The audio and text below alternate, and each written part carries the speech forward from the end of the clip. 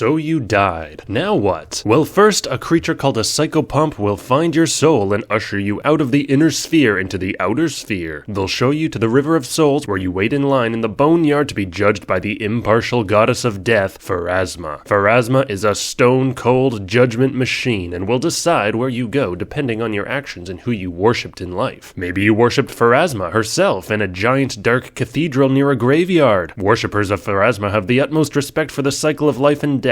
They make sure people are properly laid to rest and hate undead, grave robbers, and disrespect. Pharasma is the oldest and most powerful goddess and has lots of weird prophecies her worshippers try to decipher. Kaboom! Two of the first gods were Asmodeus, a total control freak, and Ys, a chill guy. Ys created mortal beings and a few more deities like Desna, goddess of luck, dreams, and travel, who put the stars in the sky and lives in the biggest star. Desna is the goddess who tells you to go on a solo trip to find your inner peace and let everything kind of work out on its own. You pray to Desna while on the road and she'll visit you in your dreams. Kaslap. Sarenrae was created and instantly fell in love with Desna and they became a thing. Sarenrae took one of Desna's stars and turned it into the sun. Sarenrae is a popular deity with open churches and temples where you can provide healing and aid. She always wants you to find the good in people unless they're mega evil, in which case you can beat them with scimitars. Kaslap. Ys was hanging out one day when he gave mortals free will. Asmodeus freaked out and Ys felt bad, but Sarenrae told him it was a good choice and he shouldn't worry. Then Asmodeus killed him. Asmodeus ran away to a new place called Hell that was totally controlled by him. Asmodeus likes control, so fascist countries like Cheliax worship him. He wants everybody to follow the law and have a strong hierarchy so weak creatures are subservient and feel bad. Kaboom! When Asmodeus killed Ys, he attracted the attention of Rovagug, a giant bug that wants to eat the universe. Rovagug wanted to eat Golarion, Andrafa, and Earth. Yes, Earth! Sarenrae put together the Deity Avengers to stop him. Asmodeus, Desna, Pharasma. That includes 3 deities on the sliding scale of civilization. Abadar loves civilization and lives in Axis. Worshippers of Abadar like buildings and hate breaking the law. His priests run their cathedrals like banks, staying neutral in wars and storing the treasure and wealth of different governments all over Golarion. Kaboom! Erastil is a god who likes civilization in small communities and would tell you to go to church, fulfill your duties, and care for your family. The churches are simple buildings, and he would not approve of some ambitious troublemaker abandoning their family to follow some ridiculous dream. Kapow! Gozra is the fickle deity of nature with no true form and a fluid gender, who exists at times as a strong wind or an ocean wave. Worshippers protect nature at all costs and hate intrusions. Priests are often hermits in the wilderness, although Gozra is prayed to by sailors who are at their mercy. Kapow! Sarenrae also recruited 3 deities popular with non-humans. Toreg is popular with dwarves since he really likes being upfront and crafting cool stuff. A lot of Toreg's churches are also forges. Kapow! Keldystra is popular with elves along with Desna since she's a chill, chaotic goddess who's really good at being passive-aggressive. Her worshippers meet in special temples that double as places of hedonism, where they can plan elaborate revenge plots against people who slighted them. Kaboom! Gorum is popular with orcs and is a god of war. He doesn't care why people are fighting, he just wants people to fight because it's fun. If you fight in a sneaky way, you're dumb and you don't get the point. The point is to just fight, especially wearing lots of cool armor and weapons. Kaboom! Dubral was also a god of beauty, art, love, and music, but we'll get to him later. They all joined forces with Sarenrae and locked Rovagug inside Golarion and then said, "Don't touch Golarion or you'll let him escape." Some people still worship Rovagug, but it's banned in most places, so they have to do it secretly, like underground. They're nihilists who want everything destroyed, wear scary masks, and work to let him out. Kaboom! Those are the first and most ancient deities, but since then more deities have come into prominence. After Rovagug was locked away, Dubral was hanging out with his half-sister Shaylin when they had a fight and he stormed off. When he came back, he was Zon-Kuthon, god of pain. Worshippers are common in the country Nidal, but otherwise hide their torture chambers and basements and secret lairs. Kaboom! Shaylin stole his magic glaive and became the new goddess of love, art, and beauty. She fell in love with Sarenrae and Desna and they became a thing. She likes people to find peace in situations and express themselves with art. Her churches are incredible architectural wonders. And even though Zon-Kuthon worshippers tried to cause pain, they refused to attack any Shaylin priest because of their siblinghood. Kaboom! One time a dead lady was waiting in line in the River of Souls for judgment when she said, "What if I just did what I wanted?" And she left the line and became Urgathoa, goddess of doing whatever she wanted. She also became the first undead and a sworn enemy of Pharasma. Undead like her. Kaslap.